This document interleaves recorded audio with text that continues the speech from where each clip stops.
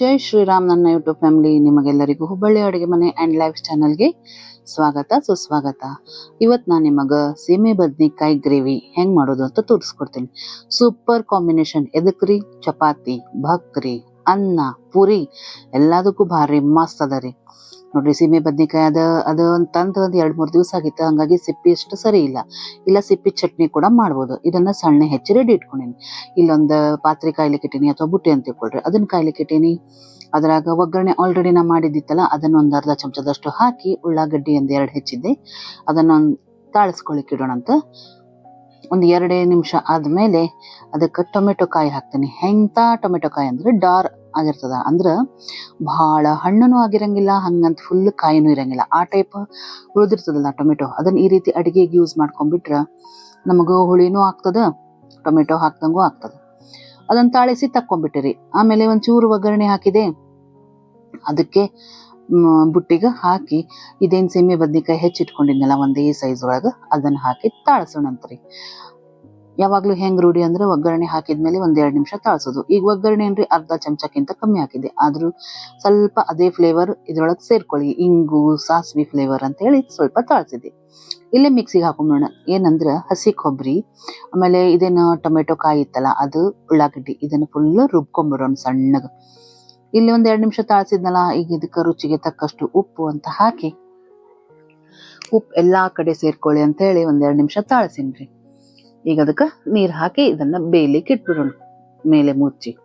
ಈ ವಿಡಿಯೋ ನಿಮ್ಗೆ ಇಷ್ಟ ಆಯ್ತಂದ್ರ ಲೈಕ್ ಮಾಡಿ, ಶೇರ್ ಮಾಡಿ, ಸಬ್ಸ್ಕ್ರೈಬ್ ಮಾಡ್ರಿ. ಸಬ್ಸ್ಕ್ರೈಬ್ ಮಾಡಿದ್ಮೇಲೆ ಬೆಲ್ ಬರ್ತದಲ್ಲ, ಅಲ್ಲಿ ಪ್ರೆಸ್ ಮಾಡಿದ್ರೆ ನೋಟಿಫಿಕೇಶನ್ ಬರ್ತದ. ನೆನಪ್ಲೆ ಕಮೆಂಟ್ ಮಾಡ್ರಿ. ಯಾರ್ಯಾರು ಮಾಡ್ಲಿಕ್ಕತ್ತಿರಲ್ಲ ನಿಮಗೆಲ್ಲ ತುಂಬ ಧನ್ಯವಾದಗಳು. ಇದೇ ನನಗ ಸ್ಫೂರ್ತಿ ಸಿಗ್ತದ್ರಿ. ಇಷ್ಟೆಲ್ಲ ನಾ ಹೇಳೋದ್ರಾಗ ಪಲ್ಯ ಬೆಂದ್ಬಿಟ್ಟದ ನೋಡ್ರಿ. ಅಂದ್ರ ಫುಲ್ ಗಿಣ್ಣಗ ಬೇಯಬಾರ್ದು ಪಲ್ಯ, ಅರ್ಧ ಮುಕ್ಕಾಲ್ ಮೇಲೆ ಬೆಂದಿರ್ಬೇಕು. ಇನ್ನೊಂದ್ 5 ನಿಮಿಷ ಇಟ್ರೆ ಬೇಯ್ತದಪ್ಪ ಅನ್ನೋ ಹಂಗ ಬೇಯ್ತಂದ್ರ ಈಗ ಅದಕ್ಕೆ ನಾವು ಮಸಾಲೆ ಹಾಕೋಣಂತ. ಏನ್ ಮಸಾಲೆ? ಮಿಕ್ಸಿಗೆ ಹಾಕೊಂಡಿದ್ನಲ್ಲ, ಹಸಿ ಕೊಬ್ಬರಿ, ಉಳ್ಳಾಗಡ್ಡಿ ಮತ್ತೆ ಟೊಮೆಟೊ ಕಾಯಿ, ಆ ಮಸಾಲೆನ ಹಾಕ್ಬಿಡೋಣ. ಆ ಜಾರಿಗೆ ಒಂದ್ ಸ್ವಲ್ಪ ನೀರ್ ಹಾಕಿ ಅದನ್ನು ಕೂಡ ಸ್ವಚ್ಛ ಮಾಡ್ಕೊಂಡು ಇದಕ್ಕೆ ಹಾಕ್ಬಿಡೋಣ ಅಂತ. ಈಗ ಇದು ನಮಗ ಸೆಮಿ ಗ್ರೇವಿ ಆಗ್ಬೇಕ್ರಿ, ಗಟ್ಟಿ ಆಗುದು ಬೇಡ. ಯಾಕಂದ್ರ ನಾವು ಅನ್ನಕ್ಕೆ ಹಚ್ಕೊಳಿಕಾದ್ರೂ ಚಲೋ ಆಗ್ತದ, ಚಪಾತಿಗಾದ್ರೂ ಸ್ವಲ್ಪ ರಸ ಬಿಟ್ಟು ಮಾಡಿದ್ರೆ ಮಸ್ತ್ ಆಗ್ತದಂತ. ಈಗ ಕೈ ಆಡ್ಸಿದ್ಮೇಲೆ ಮಸಾಲೆ ಹಾಕೋಣ. 2 ಚಮಚ ಖಾರ ಪುಡಿ, ಅರಿಶಿನ, 2 ಚಮಚ ಅಷ್ಟು ಮಸಾಲೆ ಪುಡಿ ಹಾಕೇನ್ರಿ. ಮಸಾಲೆ ಪುಡಿ ಅಂದ್ರೆ ಹುಳಿ ಪುಡಿ ರೀ. ಅದ್ ಹೆಂಗ್ ಮಾಡೋದು ಅಂತ ನಾನು ವಿಡಿಯೋ ಒಳಗದರಿ, ನೋಡ್ಕೋಬಹುದು. ಹಾಕಿ ಚಂದಾಗಿ ಇದನ್ನ ಕೈ ಆಡಿಸ್ಬಿಡೋಣ ಅಂತ. ಕೈ ಆಡಿಸಿ ಇನ್ನೊಂದ್ ಸ್ವಲ್ಪ ನೀರು ಬೇಕಾಗ್ತದ್ರಿ. ಈಗ ನೋಡ್ರಿ, ಈಗ ಇನ್ನೊಂದ್ ಚೂರು ಉಪ್ಪು ಹಾಕಿದೆ. ಯಾಕಂದ್ರ ಅದೇನ್ ಹಸಿ ಕೊಬ್ಬರಿ ಎಲ್ಲಾ ಹಾಕಿವಲ್ಲ ರುಬ್ಬಿದ್ದು, ಅದ್ರೊಳಗೆ ಉಪ್ಪಿರ್ಲಿಲ್ಲ, ಸೊ ಹಂಗಾಗಿ ಸಪ್ಪು ಹೊಡಿತೈತ್ರಿ. ಅದಕ್ಕೆ ಏನ್ ಮಾಡಿದೆ, ಇನ್ನೊಂದ್ ಸ್ವಲ್ಪ ಉಪ್ಪು ಹಾಕಿದೆ. ಗ್ರೇವಿ ಆಗ್ಲಿ ಅನ್ನೋದಕ್ಕ ಒಂದಿಷ್ಟು ಉಪ್ಪು ಹಾಕೇನಿ. ಈಗ ಇನ್ನೊಂದ್ ಸ್ವಲ್ಪ ನೀರ್ ಹಾಕೊಂಡ್ರಿ, ಗಟ್ಟಿ ಇತ್ತಂದ್ರೆ ಹೊತ್ತೋ ಚಾನ್ಸ್ ಇರ್ತದ. ಹಂಗಾಗಿ ಸ್ವಲ್ಪ ನೀರ್ ಹಾಕಿ ಮುಚ್ಚಿಟ್ಬಿಡೋಣ್ರಿ. 5 ನಿಮಿಷ ಸಣ್ಣ ಉರಿ ಒಳಗ ಕುದಿಬೇಕ್ರಿ. ಇದು ಜೋರ್ ಮಾಡ್ಲಿಕ್ಕೆ ಹೋಗ್ಬೇಡ್ರಿ. ಕುದ್ರ ಈಗ ನಾವ್ ಎಣ್ಣೆ ಹಾಕಿದ್ವಂದ್ರ ಮೇಲೆ ಎಣ್ಣೆ ಅಂಶ ತೇಲ್ತಿರ್ತದ್ರಿ, ಅಂದ್ರ ಆಗ್ಯದಂತ ಅರ್ಥ. ಈಗೇನ ನಾವು ಎಣ್ಣೆ ಬಾಳ ಹಾಕಿಲ್ಲ, ಬಾಳ ಆದ್ರೂ 1 ಚಮಚ ಎಣ್ಣೆ ಹೋಗಿರ್ಬೋದು ಇದ್ರೊಳಗ.